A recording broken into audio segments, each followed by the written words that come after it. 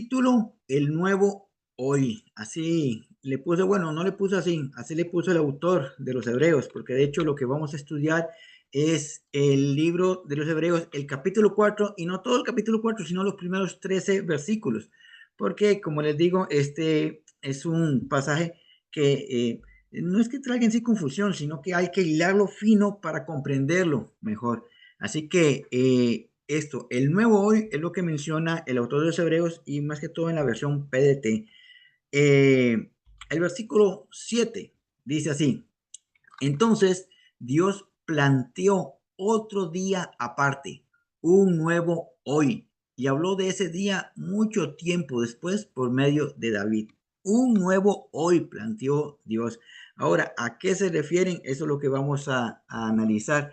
El autor de los Hebreos escribe este libro bajo la consigna de que los que están leyendo son personas que ya conocen, no son personas nuevas, son personas ya conocedoras, tanto de la ley judía como de las escrituras a la fecha encontradas y sobre el conocimiento de Dios y de Jesucristo.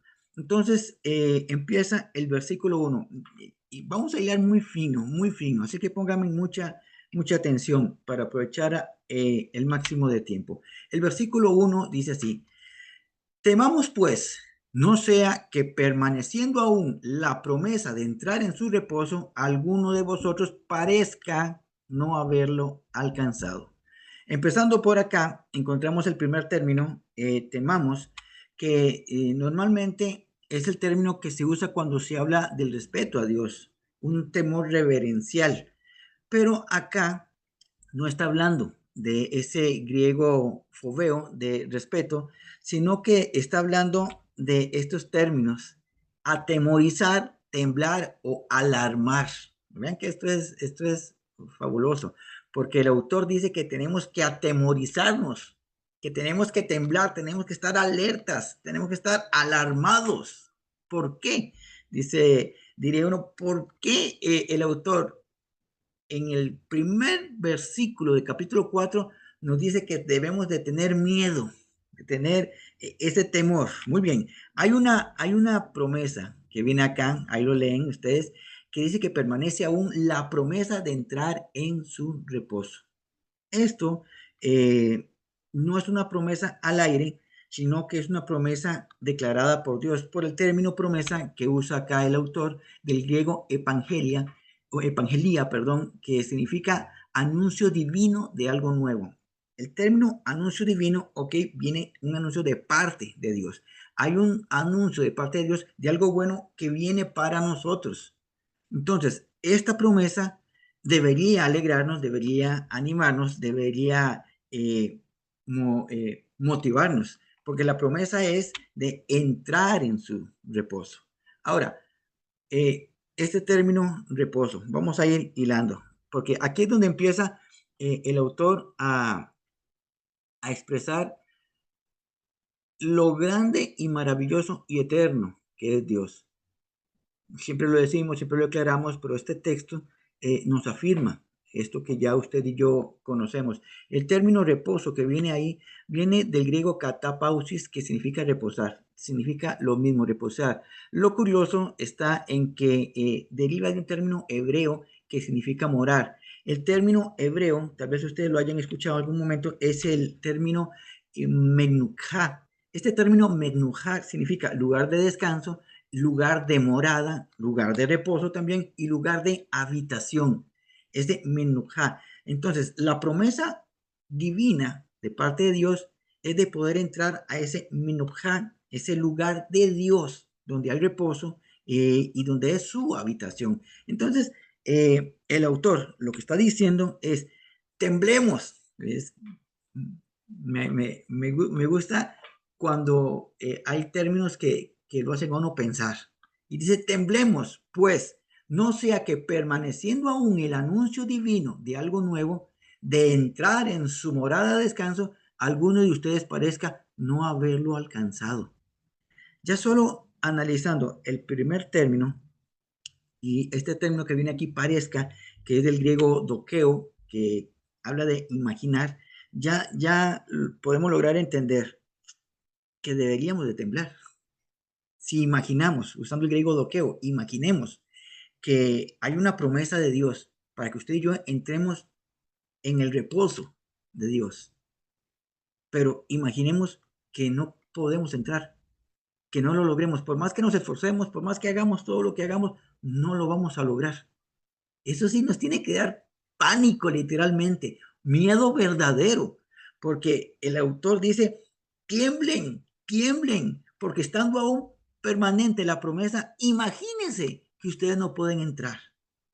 Es como que en este momento hagamos un ejercicio mental y digamos, bueno, hoy viene Jesucristo por su pueblo y empieza a llamar a todos uno por uno, así como por nombre. Y estoy como ese canto esperando que se pase lista y que mi nombre diga y alegre diré, aquí estoy, Señor. Y va la lista, y va la lista y dice, se terminó la lista, nos vamos. Y no me mencionó. Eso tiene que dar literalmente pánico, pensar algo así, imaginar algo así, tiene que dar un pánico, porque entonces el autor usa ese término, imaginen no haberlo alcanzado. Esto definitivamente tiene que asustarnos mucho. Ahora, ¿qué es lo que trata el autor de enseñarnos desde este inicio? Bueno, primero nos ubicamos, porque este texto no habla directamente de nosotros, porque dice, imaginen. Está hablando de alguien específico, pero para nosotros, imaginen que ustedes fueran eso. A este hace referencia es al pueblo de Israel, por los versículos que más adelante vamos a ver. Está haciendo referencia al pueblo de Israel, de no haber entrado al lugar de reposo que Dios les había prometido. Entonces el autor dice, imagínense que a ustedes les pasara eso. ¿Cómo deberían de sentirse? Tiemblen, sientan pánico, siéntanse alarmados que no ocurra eso, ¿verdad? Porque el versículo 2, entonces el autor contemporaliza el texto. El versículo 2 dice, porque también, ahora sí, a nosotros, ahora sí nos incluye directamente, no una alegoría por lo que pasó con Israel, sino a nosotros, porque también a nosotros se nos ha anunciado la buena nueva como a ellos. Es lo que dice el versículo 2. Ahora, más adelante, ahí lo vamos hilando fino. Más adelante hace referencia de qué anuncio está hablando. ¿Cuál fue el asunto con Israel? Hace una referencia de, de lo que David escribe acerca de lo que había ocurrido. El Salmo 95, versículos 10 y versos 10 y 11, dice, pueblo es que divaga de corazón y no ha conocido mis caminos. Por tanto, juré en mi furor que no entrarían en mi reposo. Este versículo 2 que vemos de Hebreos, solo puse la primera parte para hacer referencia de que ahora nos está incluyendo a nosotros. Ahorita cuando vemos la segunda parte, dice que ya lo había anunciado días después, lo que ocurrió por medio de David. David escribe este salmo y este salmo, analizando lo que pasa acá, está hablando literalmente de Israel. Y dice, pueblo es que divaga. Este término divaga es un pueblo que tambalea, es un pueblo que tiende a apartarse, es un pueblo que titubea. Es un pueblo que hoy sí y mañana no. Como cuando Elías le decía a Israel, ¿recuerdan? Cuando retó a los profetas de Baal, le decía al pueblo de Israel, dejen de estar divagando, dejen de estar tambaleando, dejen de estar titubeando, que hoy con Baal, mañana con Jehová, decídanse, decidan de una vez cuál es el Dios a quien van a seguir. Ese tambaleo, ese es lo que está hablando David al escribir acá, obviamente inspirado por Dios. Un pueblo que tambalea, un pueblo que tiende a apartarse, usando el hebreo ta'a, que es el que menciona acá. Y dice que se tambalea, se aparta en su corazón y tiene algo con sus caminos también. El término corazón y caminos ya lo tenemos claro con los términos hebreos que hemos estudiado antes. El jueves pasado hablamos del corazón. Este corazón que habla acá del hebreo lev es de la parte almática, ¿verdad? O sea que es un pueblo que divaga en sus sentimientos, divaga en sus emociones, divaga en su voluntad. O sea, hoy siento un deseo de adorar a Dios, hoy no siento, entonces no adoro a Dios. Hoy tengo mis sentimientos claros de que amo a Dios con todo mi corazón. Y no. Hay otras prioridades en mi vida. Esa divagación es de lo que está hablando ahí David al escribir. Y cuando dice que no ha conocido mis caminos, se está refiriendo a ese término Derek, del hebreo Derek, que habla del estilo de vida que Dios nos presenta a nosotros. El Derek es ese modelo de camino que Dios pone en nuestra vida, ese curso de vida que Dios ha trazado a favor de nosotros. Dios no nos obliga a caminar en sus senderos, nos invita, porque Él ha trazado un camino para que usted y yo podamos vivir tranquilos, bajo su voluntad, bajo sus reglas y disfrutando de su presencia. Ahora, el término aquí conocido viene del griego yadá, que habla de comprender. Entonces, el autor del Salmo 95 está diciendo que este es un pueblo indeciso en su ánimo y no ha comprendido mi curso de vida. Dios directamente le está diciendo a Israel, indecisos en su ánimo, en su voluntad, en sus deseos, son unos indecisos y no han llegado a comprender el curso de vida que les he trazado. Y ojo que nosotros contemporizamos a nuestra realidad, a nuestra actualidad. Existen muchos, no nos metamos en ese saco, en el nombre de Jesús no, pero existen muchos cristianos, para no decir existimos, existen muchos cristianos que no han comprendido o no han querido aceptar el curso de vida que Dios nos ha trazado a nosotros.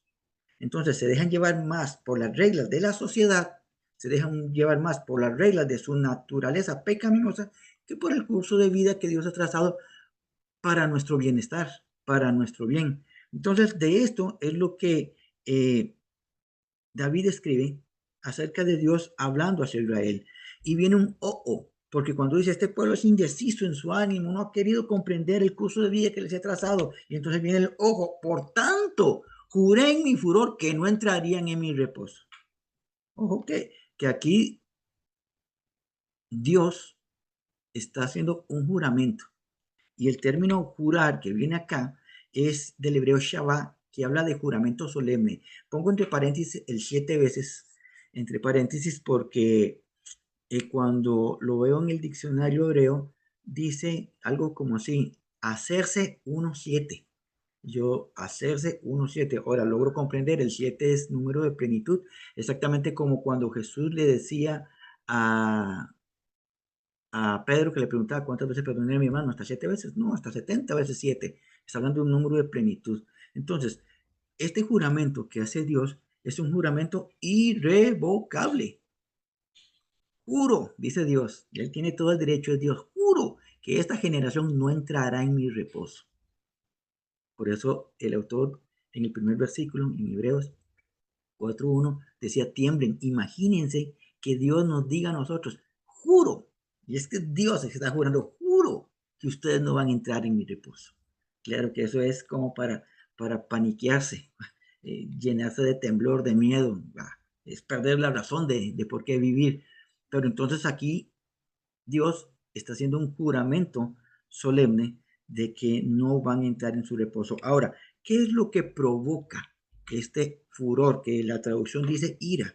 ¿Qué es lo que provoca la ira de Dios contra este pueblo de Israel? Porque yo podría imaginar eh, un Israel que verdaderamente divagaba mucho. Ustedes han estudiado la historia del pueblo de Israel y Israel o estaba con Dios o se iba con la idolatría, volvía con Dios, se volvía con la idolatría. Dios pasaba lidiando con ellos.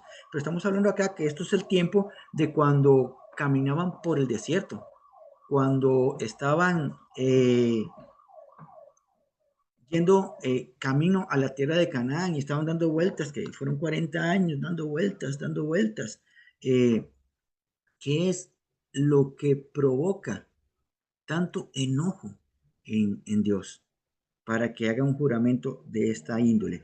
El Salmo 95 habla en sí de esto. De hecho, es un salmo muy bonito, un salmo muy alegre, muy alentador, hasta que llega en los últimos versos donde hace mención de lo que ocurre, porque habla de la situación ocurrida en Meriba. Si ustedes recuerdan Meriba, les hago un resumen rápido. Éxodo 17 habla de cuando el pueblo empezó a murmurar porque tenían sed.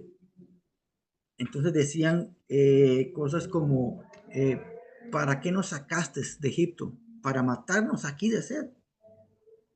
Era un pueblo que murmuraba contra Moisés, contra Dios, y que no querían reconocer el poderío de Dios como para algo tan sencillo. Tenemos sed, ¿por qué no nos das agua? Dios le hubiera dado agua inmediatamente. Hay una petición, Dios, danos agua, tenemos sed. Y Dios en su amor les hubiera dado agua. Pero no, ellos murmuraban y hasta dudaban de que Dios tuviera la capacidad de sacarlos vivos del desierto. Y esto, claro, eso enoja de una manera eh, grande a Dios. Por eso dice, juré en mi ira. Hice un juramento solemne en mi ira. Esta generación no va a entrar en mi reposo. Dice el texto, porque también a nosotros se nos ha anunciado la buena nueva como a ellos. Y aquí viene la segunda parte que les hacía mención. Y vean acá, pero no les aprovechó, está hablando aquí de Israel, ¿verdad? Como Israel a nosotros se nos anunció, pero a ellos no les aprovechó el oír la palabra. ¿Por no qué? Por no ir acompañada de fe. Vean que si hay algo que enfurece a Dios, es la falta de fe en su pueblo. ¿Y la falta de qué? La falta de fe en Él. Que creamos que Dios no puede hacer algo. Que creamos que Dios no tiene la capacidad de. Que creamos que no, Dios no tiene suficiente amor. Esa falta de fe enfurece a Dios. Y esto me recuerda lo que dice el mismo autor de Hebreos en el 11.6, capítulo 11.6, que sin fe es imposible agradar a Dios. No es que sin fe tal vez no agrademos a Dios, no, no, es imposible agradar a Dios. ¿Qué significa esto? Que por más obras que hagamos, por más sacrificios de alabanza que hagamos, por más estudio que hagamos, por más tiempos de alabanza y oración que entreguemos, si no está acompañados esos actos con fe en Dios, esas acciones a Dios no le agradan para nada. Es, es como pensar que es como pensar que en este momento hago un estudio y me esfuerzo y hago el trabajo acá y allá y estudio, leo, preparo las presentaciones y en mi interior diga, voy a hacer el estudio, pero no creo que pase nada, no creo que los hermanos lo entiendan o que sean tocados por el Espíritu. Por más excelencia que haga al preparar el estudio, si no está acompañado en que no es lo que yo doy, sino lo que Dios va a hacer a través del estudio, ese estudio a Dios no le agrada para nada. Es como ir a predicar, voy a hablar de un Dios sanador, pero yo sé que Dios no va a sanar a nadie hoy. No lo haga entonces, porque esa falta de fe hace que a Dios no le agrade nuestro accionar. Y entonces, claro, ante la promesa de entrar en su reposo y morar en su lugar de descanso, tiene que recibirse. Esta promesa tiene que recibirse con fe. Tiene que recibirse con fe. Mi amado y mi amada, ustedes y yo tenemos el camino claro. ¿Para dónde vamos después de partir de aquí? ¿Para dónde vamos cuando allá hayamos físicamente aquí muerto?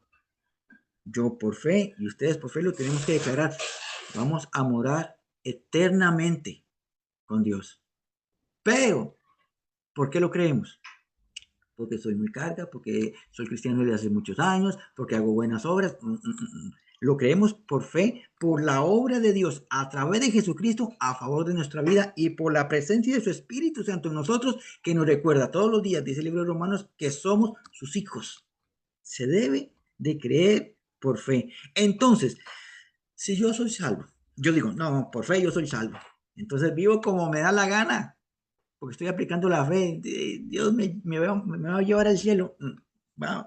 La promesa de entrar en su reposo debe recibirse por fe. Entonces, nuestro actuar debe demostrar esa seguridad de creer en su promesa. ¿A qué nos referimos acá? De que si yo creo por fe que soy salvo, voy a vivir como alguien salvo. Voy a actuar como alguien salvo. El que cree verdaderamente que es salvo, el que cree verdaderamente que ha sido adoptado por Dios como su hijo, vive como un hijo de Dios. No como, diría mi abuela, como un hijo del diablo. cristiano que vive a la ligera la vida de cristiano, un cristiano que vive sencillamente cumpliendo una religión, no está viviendo como alguien que por fe sabe que ha sido salvado. Nosotros no somos salvos por alcahuetería divina, somos salvos por fe, por gracia. Eso es lo que el autor está expresando. Acá viene entonces el autor a mostrarnos que Dios es un Dios de eternidad. Es un Dios de eternidad. Porque vean lo que dice. Acá el versículo 3 es donde empieza diría alguien, el colocho. Viene diciendo en el versículo 1 que temblemos, que tengamos miedo, solo con el hecho de imaginar que ese juramento que le hizo aquella generación sea para nosotros, nos tiene que dar miedo. Y después viene enseñándonos en el versículo 2 que es que, bueno, esa promesa también se nos dio a nosotros. Y si aquellos no la aceptaron por su falta de fe, por su incredulidad, no nos tiene que pasar a nosotros. Pero viene entonces el versículo 3. Por tanto, dice el autor, por tanto, juré en mi ira. Está haciendo la reseña del Salmo 95, lo que leímos en el Salmo 95. Por tanto, juré en mi ira, no entrarán en mi reposo. Y aquí viene algo, que es lo que digo yo a ustedes, que nos puede causar confusión. Aunque las obras suyas estaban acabadas desde la fundación del mundo. Ok, ok. Vamos acá. Dios dice, juro que esta generación no va a entrar en mi reposo. Juramento, listo, no van a entrar, lo juró Dios. Aunque, este término aunque, del griego kaitoi, dice, de todas maneras, de todas maneras, las obras suyas estaban acabadas desde la fundación del mundo. ¿Cuáles obras suyas? ¿A qué nos referimos con las obras suyas? El autor viene hilando fino la eternidad de Dios desde un principio. Está haciendo como un recorrido en el tiempo. Habla acerca de Israel, lo que mencionó David en el Salmo 95, mucho tiempo después de lo que ocurrió allá en el libro de Éxodo. Y ahora dice que estos no van a entrar, como lo dijo en el Salmo 95, aunque de todas maneras las obras suyas estaban acabadas desde la fundación del mundo. Dice el versículo 4, porque en cierto lugar dijo así del séptimo día, y reposó Dios de todas sus obras en el séptimo día. ¿Ok? Vean que esto se vuelve como un colocho. Dice Dios, ellos no van a entrar en mi reposo. Y el autor dice, bueno, de por sí ya sus obras estaban terminadas desde un principio. Desde la fundación del mundo, sus obras ya estaban acabadas. ¿Las obras de quién? Las obras de Dios. Está hablando de las obras de Dios. Y entonces hace un retroceso aún más grande hasta el libro de Génesis. Por eso digo yo que esto es para los que ya conocen. Porque aquí no dice qué texto, nada más dice que por cierto lugar, así dice del séptimo día. ¿Qué es lo que dice? Que reposó Dios de todas sus obras en el séptimo día. Ahora, nosotros tenemos una vista plana de la realidad. No tenemos una visión tan amplia para entender todo lo espiritual. Vamos aprendiendo. Entonces, cuando nosotros vemos el libro de Génesis, capítulo 2, versículo 2, que es lo que habla acá, dice que Dios reposó al séptimo día. Ahora, ¿a qué se refiere con reposar con respecto a Dios? Porque no es que Dios terminó de hacer la obra y se sentó y empezó a hallar, wow, ya terminé, qué cansado estoy, estuvo bravo esto, voy a echarme una siestita porque bueno, estoy cansado. No se refiere a ese reposo. El término reposo que viene acá en el término griego es katapau, que habla de cesar o de detener. Entonces, lo que dice el autor de Hebreos, según el griego, es que el libro de Génesis enseña que el séptimo día Dios cesó el trabajo, detuvo el trabajo. Y el original hebreo habla del Shabbat, es un término más conocido, el Shabbat, desistir, acabar. Entonces, lo que está enseñando acá es que en el séptimo día Dios acabó la obra. No se sentó a descansar, no, es que acabó, ya no hay nada más que hacer. Nuestra vista plana, ¿de qué nos hace referencia acá? De la creación. nuestra vista plana nos hace pensar, y no es que no sea correcto, pero nos hace una vista limitante de que Dios acabó con toda la creación. Un panorama más espiritual, más profundo, de un Dios de eternidad, acabó toda la obra que tiene que ver desde el inicio de la humanidad hasta la redención de la humanidad. Recuerden que Dios no está dentro de una burbuja de tiempo.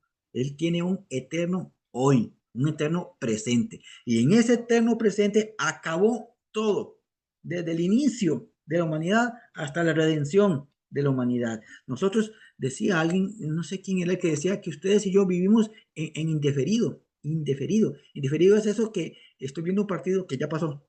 Estoy viendo el partido de Costa Rica contra Brasil y estoy emocionado viéndolo, pero es un partido que ya pasó, estoy viendo un partido indeferido. Y este predicador decía que nosotros estamos viviendo indeferido, porque esto que vivimos nosotros en la burbuja del tiempo, en el presente de Dios, ya pasó. Tal vez nuestra mente finita cuesta entenderlo, pero en un presente perfecto de Dios, usted y yo estamos gozando ya la eternidad. Entonces, el hebreo Shabbat dice que Dios acabó toda la obra, toda completa, de principio a fin con respecto a la humanidad. Entonces, Hebreos en el capítulo 5 empieza a hablar nuevamente de que Dios declara que no entrarán en mi reposo. Entonces, comprendemos que está hablando acá de los incrédulos, del pueblo de Israel, que no quiso creer en Dios, que enojó tanto a Dios que sencillamente dijo, estos no van a entrar en mi reposo. Ahora, el libro de Éxodo nos recuerda cuando Moisés llevaba al pueblo de Israel, lo sacó de Egipto y lo llevaba a la tierra de Canaán. La promesa dada al pueblo de Israel es que iban a entrar a la tierra de descanso, a la tierra de reposo. La promesa es que van a conquistar Canaán y ahí van a descansar de la terrible esclavitud que vivían en Egipto. Esa era la promesa. Entonces, muy bien, Dios cumple su juramento, porque toda una generación murió en el desierto y una nueva generación entró a poseer la tierra de Canaán. ¿Cumplió su promesa a Dios? Sí la cumplió, pero entonces hacemos la pregunta, muy bien, ¿y qué pasó con Moisés? Porque si ustedes recuerdan la historia, Moisés no entró a la tierra de Canaán. Dios lo mandó a llamar antes. Moisés tuvo que hablar con Josué y decir, Josué, tú vas a entrar con Israel a Canaán, y le dio unas instrucciones ahí. Y Dios habla con él y dice, no temas, esfuérzate y sé valiente. Ustedes conocen el libro de Josué. Pero ¿qué pasó con Moisés? Entonces, pareciera que a Moisés no le cumplió la promesa. La promesa es que Israel entraría en el reposo de Canaán, pero Moisés no entró. Algunos, dando una enseñanza, decían que Moisés fue castigado porque no tocó la piedra, allá en Meriba, por cierto, la piedra, para que saliera agua, sino que la golpeó. Y ese gesto enojó a Dios, entonces Dios no le cumplió la promesa. Mm, Mala interpretación, no es correcta esa interpretación. Cuando vemos lo que ocurre acá, se nos abre el panorama. Vista plana, le cumplió al pueblo de Israel, cumplió con aquella mala generación de que no iban a entrar, pero no le cumplió a Moisés porque no entró el pueblo de Israel. Una vista más espiritual nos abre dos mundos paralelos de los cuales Dios tiene dominio, tanto del mundo natural como del mundo espiritual. Por eso les digo yo que qué autor habla de una eternidad maravillosa de Dios. Del mundo natural podemos entender que el pueblo de Israel recibió la promesa, porque entró a la tierra de Canaán. Sí, entró a la tierra de Canaán, pero pareciera que Moisés no, pero Moisés sí en el mundo espiritual recibió la promesa. Porque ¿qué fue lo que hizo Dios con Moisés? Se lo llevó. Dice que Dios mismo lo enterró. O sea, la vida humana, la vida terrenal, la terminó. Lo enterró, donde nadie sepa dónde está. Y Moisés, espiritual, se va a vivir ¿a dónde? Al eterno reposo con Dios. Entonces, sí le cumplió a Canaán en el mundo natural, sí le cumplió a Moisés en el mundo espiritual. ¿Cuál es la promesa que usted y yo estamos esperando recibir? no es la natural. No creo que alguno de nosotros esté deseando que llegue ese tiempo de pensión. Ah, yo quiero pensionarme. Es la promesa de Dios para que yo descanse. No creo que esa sea nuestro anhelo y nuestro sueño. Nuestro deseo es que un día los cielos se abren, la trompeta suene, Jesucristo venga por nosotros y vayamos a vivir eternamente con Él. Y ahora sí, entramos a su reposo, a su morada de descanso eternamente y para siempre. Es lo que está ocurriendo acá con Moisés en el mundo espiritual. Recuerden que también el libro de Hebreos habla de que lo pasado es sombra de lo que es por venir, de lo que ha de ocurrir. Entonces, dice Hebreos 4, el 6, por tanto, puesto, vean esto, puesto que falta que algunos entren en él, ¿en qué? En el reposo, que entren en el lugar de reposo prometido por Dios. Por tanto, puesto que faltan algunos que entren en él, otra vez determina un día, hoy. Y esto es lo que es maravilloso para mí, hoy. Dice, claro, ¿cuándo fue hoy para Moisés? Hace siglos, de siglos atrás fue hoy. ¿Cuándo fue hoy para el pueblo de Israel? Ese hoy fue allá cuando conquistaron la tierra de Canaán, un hoy para ellos. ¿Cuándo es el hoy nuestro? Hoy, el hoy nuestro es hoy, es el presente de Dios y debemos vivir el hoy de Dios. Vean esto, amaditos, porque con un Dios de eternidad, Dios dijo, acabé en el séptimo día la redención de la humanidad. Imagínense que ahí está en Génesis 3 hasta la profecía de Jesús derrotando al diablo. Hoy, dice Dios, hoy terminé la redención. Y estamos hablando del Génesis y la creación del mundo. Hoy del Dios terminé, concluí todas las obras con la redención de la humanidad. Es el hoy de Dios. El asunto es que ustedes y yo no estamos viviendo el eterno presente de Dios porque aún estamos en la burbuja de tiempo aquí, en estos cuerpos físicos, estos cuerpos mortales, en donde tenemos un pasado, un presente y un futuro.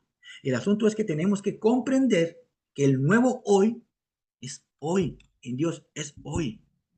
Yo no puedo pensar que mañana voy a cambiar mi curso de vida. Voy a tomar el curso de vida de Dios para ser salvo. Cuando yo no sé qué va a pasar mañana, porque es hoy. Por eso Pedro escribía que debemos de vivir el día de hoy como si fuera el último de nuestra vida. Dijo un predicador, vivan el día de hoy como si fuera el último día de su vida, porque en una de tantas va a acertar. Y así va a ser. Un día va a ser nuestro último día aquí y vamos a pasar al hoy presente, eterno de Dios. Pero tenemos que vivir el hoy de Dios. Ya lo que pasó ayer pasó. Lo hayamos hecho bien o lo hayamos hecho mal, ya pasó. La gracia y la misericordia de Dios nos permitió despertar hoy. No hay garantía de mañana, pero hoy sí, porque estamos vivos hoy. Nuestra vida tiene que vivir el presente de Dios hoy. Haciendo las cosas como con fe. ¿En qué? En nuestro actuar, creyendo en la obra que Dios ha hecho para entrar a su morada de reposo por la eternidad. ¿Recuerdan el Salmo 23? Ven que el Salmo 23 habla de eternidad también. ¿Cómo termina el Salmo 23? Y viviré, el Salmo 23 termina, y moraré en la casa de Jehová por largos días. Este largos días habla de eternidad. Y dice que morará en dónde? En la casa de Jehová. Ustedes y yo vivimos hoy el reposo. El nuevo hoy es hoy. Esa oportunidad que Dios nos da hoy para vivir en su perfecta voluntad, haciendo las cosas como se deben de hacer, rechazando y negando lo que nos aleja de Dios y acercándonos a aquello que nos afirma la comunión con Dios. Porque en la casa de Jehová moraré por largos días. El salmista David no dijo, y en la casa de Jehová tal vez more por largos días. No dijo, y en la casa de Jehová pueda ser que more por largos días.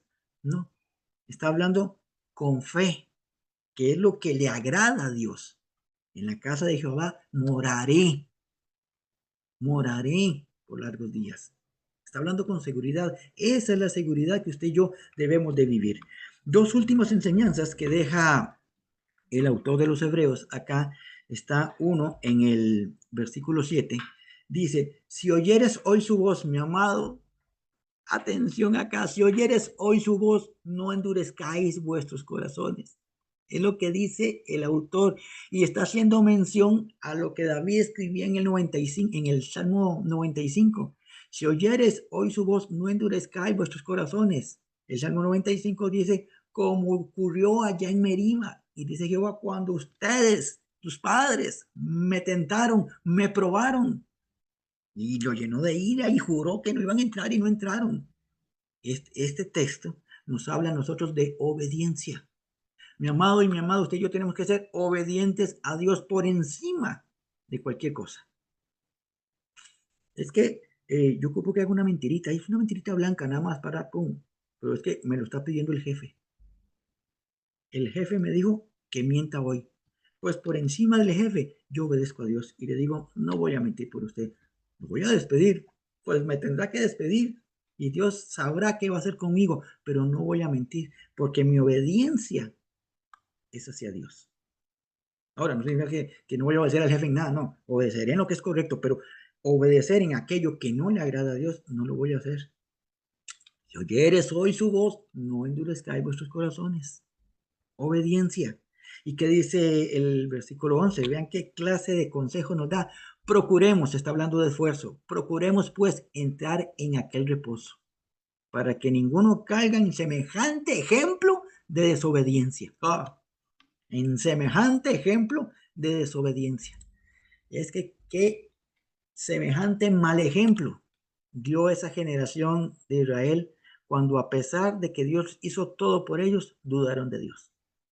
No creyeron en Dios, no confiaron en Dios y más bien empezaron a murmurar de la persona que Dios había escogido para guiarles. Y cuando dice esfuerzo es porque tenemos que esforzarnos, hermanos. Yo soy testigo. Bueno, creo que todos somos testigos de que fácil, fácil no es. Cuesta. Hay cosas que yo quiero hacer, hay cosas que queremos hacer, hay cosas que nos gustan, pero a Dios no le gustan porque no van en el curso de vida que Él ha trazado para nosotros. Entonces, ante esa disyuntiva, ¿lo hago o no lo hago? Voy a actuar con fe. No voy a hacer eso que me gusta, porque amo a Dios y en la casa de Jehová moraré por largos días. Porque puede ser hoy puede ser el nuevo hoy. Y sea que hoy Dios me mande a llamar. Yo siempre he dicho, estaremos con Dios hoy, sea aquí o en la eternidad, sea porque Cristo vino por su pueblo o porque Dios me mandó a llamar antes. Antes de que venga Cristo, Dios me mandó a llamar. Ninguno aquí es eterno.